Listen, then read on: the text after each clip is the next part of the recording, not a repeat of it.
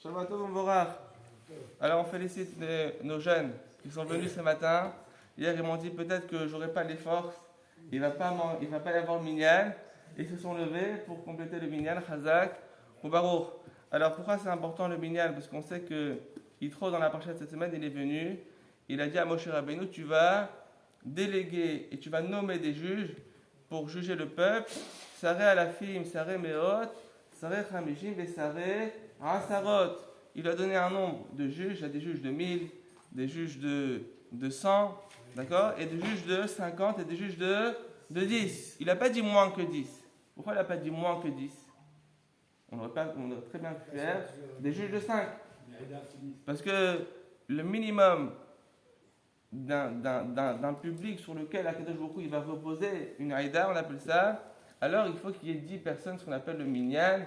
Et lorsqu'il y a 10 personnes, Akadosh Baruch Hu, il est présent, et du coup, il peut siéger avec les juges et leur donner cette chokma, cette sagesse, de pouvoir juger comme il se doit d'après la Torah. Donc en tout cas, quand on prie, c'est la même chose.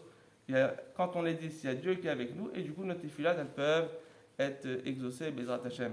Alors hier soir, j'étais à la maison, et j'ai acheté pour Shabbat des pommes poires. D'accord? J'étais chez le primeur. Ça fait longtemps qu'on va changer un peu des fruits. J'ai acheté des pommes poires. J'ai pas eu le temps de manger Shabbat. Moi, c'est Shabbat, je me suis dit, bon, pour que ça arrive vite, je vais manger de cette pomme poire. D'accord? Donc, c'est un mélange de pommes et de poires.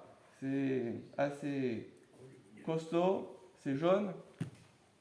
Et je me suis posé la question, est-ce qu'on fait dessus chez Rianou ou pas? Parce qu'on a le droit d'abord, parce que on a changé la nature. Ah, bravo. Alors en fait, qu'est-ce qui se passe? On sait que dans la Torah, c'est écrit Sadecha lot Israël kil haïm. Tu n'as pas le planter dans ton champ deux sortes de graines qui vont sortir, d'accord, une nouvelle espèce. C'est-à-dire que lorsqu'il a créé le monde, il a créé le monde avec diverses espèces, d'accord? Et maintenant, si moi je viens et je prends une graine de pomme et une graine de poire, je les assemble pour qu'ils me sortent une pomme poire, qu'est-ce que je suis en train de faire là? Un ISO. Je suis en train de faire un ISO. Pourquoi je suis en train de faire un ISO? Parce qu'en fait, Akadosh Baruch Hu, il a créé un monde qui est parfait. Toi, tu n'as pas le droit de venir et de changer le monde que Dieu a créé. Si maintenant toi tu viens, tu crées une pomme poire, ou tu crées une orange, ou tu crées tous les fruits qui sont mourkavim, donc ils ont été assemblés, ils ont fait un mix de deux espèces, tu es en train de dire à Akadosh Baruch Hu, ton monde, il n'est pas parfait, je t'aide à le rendre encore plus parfait. Ça, c'est la première explication. Deuxième explication. Explication pour ne pas faire. Pour ne pas faire. L'interdiction. Alors, on n'est pas en train de parler de Tcherenou. On parle dans l'interdit de Kil Haïm, d'accord? Maintenant, il y a un deuxième interdit de Kil Haïm. Pourquoi c'est interdit de mélanger deux espèces? Donc, on a dit un, parce que on dit à ta création, elle n'est pas complète, d'accord? Je crée une nouvelle espèce qui nous manquait. Ça, c'est la première explication. Deuxième explication, c'est que quand on est en train de créer une pomme poire, on est en train, si on crée maintenant que des pommes poires, on est en train d'éradiquer de la surface de la terre les pommes et les poires. Donc on est en train d'annuler la création divine des pommes et des poires avec une nouvelle espèce qui s'appelle la pomme poire. Est-ce qu'on a le droit qu'on appelle ça, d'éradiquer une espèce de l'humanité? Non. C'est la raison pour laquelle, quand on va dans ce raisonnement, il y a un interdit dans la Torah qui s'appelle Oto ve'et beno lo tishratu be'el mechal. Lorsqu'on a envie de manger de la viande et on a une vache et son bébé et son agneau, est-ce qu'on a le droit de faire la shechita aux deux le même jour? Non. Pourquoi? Parce que quand on fait la shechita le même jour de la maman et du bébé, c'est comme si on éradiquait l'espèce animale de la vache. Du coup, qu'est-ce qui se passe? Akadosh Baruch Hu, il veut que l'espèce animale elle continue de vivre au fil des générations et des millénaires de l'humanité. Et du coup, qu'est-ce qui se passe? D'abord, tu peux faire la shechita de la vache lundi, et c'est que le mardi, éventuellement, que tu pourras tuer le bébé. Mais de tuer les deux en même temps, ou a priori, à vue d'œil, on a l'impression que tu es en train d'éradiquer l'espèce animale de la vache, ça c'est interdit. D'accord? Donc en tout cas, est-ce qu'on a le droit d'assembler un arbre de pomme et un arbre de poire? Non. Ça s'appelle Kil'aim. Maintenant, la personne, il y a un non-juif qui l'a fait. Un juif n'a pas le droit de le faire. Moi, j'ai dans mon jardin et je veux planter une espèce de pomme poire. Et bien, d'après la halakha, on n'a pas le droit. Je rentre dans un jardin d'un ami juif et je vois que c'est écrit, il vient d'acheter cet arbre-là, c'est écrit dessus pomme poire, ou c'est écrit orange.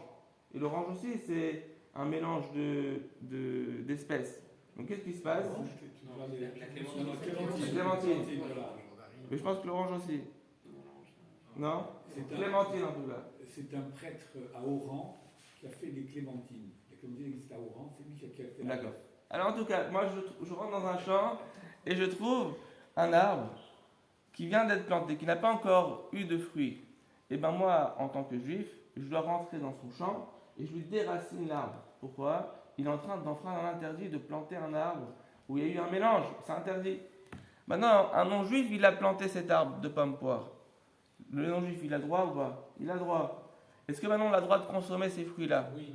Oui. Pourquoi? Parce que la Torah elle a dit, tu n'auras pas le droit de planter. Allez, maintenant, si il a déjà été planté par quelqu'un d'autre qui lui n'a pas d'interdit, tu as le droit de profiter. Est-ce que tu vas faire la bénédiction de Sheikh Yano sur le fruit, la pomme poire? Discussion entre les décisionnaires. Le Ben Ishraï, le Balachot Gedolot, le Kafachaim, ils disent comment tu peux faire Sheikh Yanou? Je remercie Dieu de m'avoir amené à ce moment-là de manger ce fruit, alors que ce fruit-là, il est en train de remettre en question la beauté du monde, de comment Dieu a créé le monde. Tu ne peux pas dire ça. Donc, d'après ces décisionnaires, tu ne peux pas faire Sheikh Yanou. Tu peux le manger, mais tu ne peux pas faire Sheikh Yanou. D'après Rav Ovadia Yosef, on peut faire aussi Sheikh Yanou sur ces fruits qui ont été mélangés. Qu'est-ce que j'ai fait? À ma femme, je lui ai dit écoute, tu peux manger, tu fais Sheikh Yanou. Et moi, j'ai pas mangé. Et moi, j'ai pas mangé. Non, j'ai pas mangé parce que je me suis dit, manger du pain, c'est mieux. Donc, je me suis assis, j'ai mangé du pain avec des salades. Bon, Hachem. On a fait la mitzvah. Donc, en tout cas, à la Khalé Maasé, on a une pomme poire. Discussion entre les décisionnaires, est-ce qu'on fait Sheikh Yanou ou pas? Si on a un autre fruit sur lequel on peut faire Sheikh Yanou, on va quitter la pomme poire. D'après, si on veut, le Ben Ishraï, celui qui suit le Ben Ishraï, il ne fera pas Sheikh Yanou. Et celui qui suit Rav Ovadia Yosef, il fera Sheikh Yanou. Chazak ou Baruch. Il y en a des vélos que la journée,